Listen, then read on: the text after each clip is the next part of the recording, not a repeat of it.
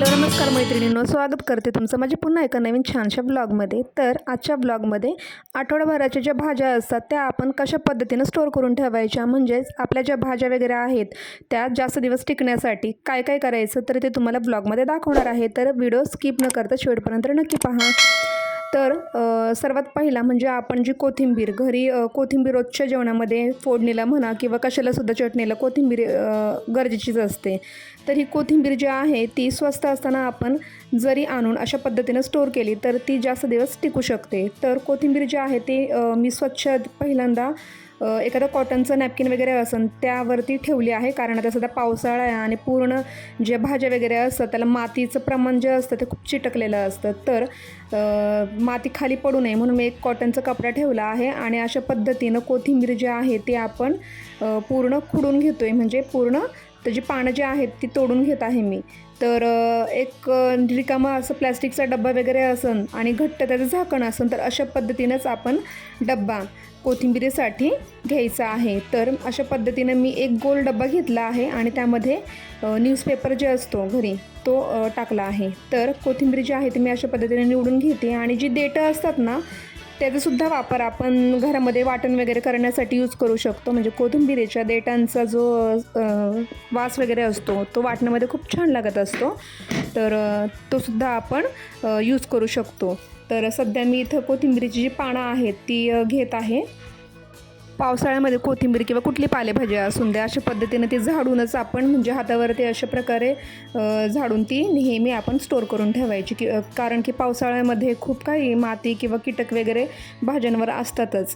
तर अशा पद्धतीने जेवढी कोथिंबीर होती ती मी डब्यामध्ये स्टोअर करून ठेवली आणि त्याचं झाकण पॅक करून मी फ्रीजमध्ये स्टोअर करणार आहे। आणि त्यानंतर उरलेली कोथिंबीर आणखीन काही दिवस राहण्यासाठी मी अशा पद्धतीने न्यूजपेपरमध्ये पूर्ण जसं की आपण चपातीचं रोल करतो तशा पद्धतीने रोल करून मी फ्रीजमध्ये ठेवणार आहे। तर हे जो फ्रीजर असतो तिथं ठेवायचं नाही, तर खालचे जे भाज्यांचे रोज वगैरे असतं त्यामध्ये आपण ही स्टोअर करू शकतो।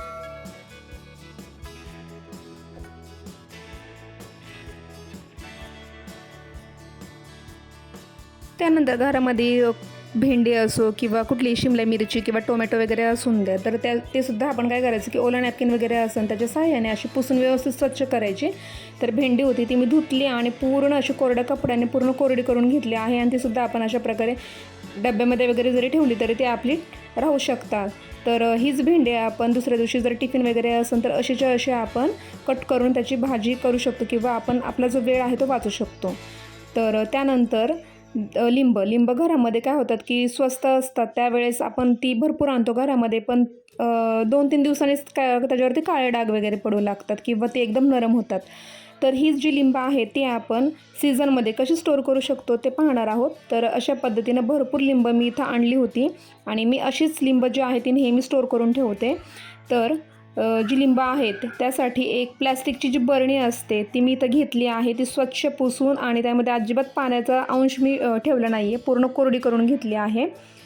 त्यानंतर एक लिंबू जो आहे तो आपण जे पेपर असतात न्यूजपेपर्स तर त्यामध्ये एक लिंबू आपण रॅप करून घ्यायचा आहे। तर अशा पद्धतीनं एक लिंबू मी त्यामध्ये रॅप करून घेत आहेत, म्हणजेच त्याचे बॉल्स आपल्याला बनवायचे आणि ते बरणीमध्ये स्टोअर करून ठेवायचे आहेत।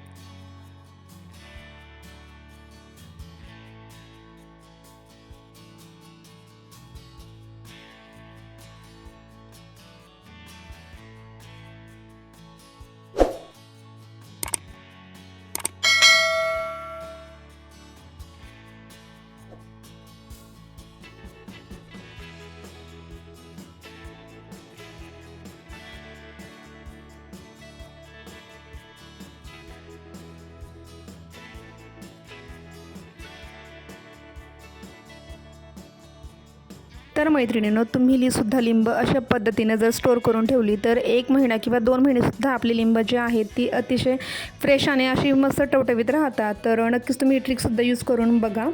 तर लिंबांसाठी ही जी ट्रिक आहे ती मी सुद्धा नेहमी करत असते। तर अशा पद्धतीनं जे लिंब आहे ते मी स्टोअर करून घेतले आणि ते आता फ्रीजमध्ये अशा पद्धतीनं स्टोअर करत आहे।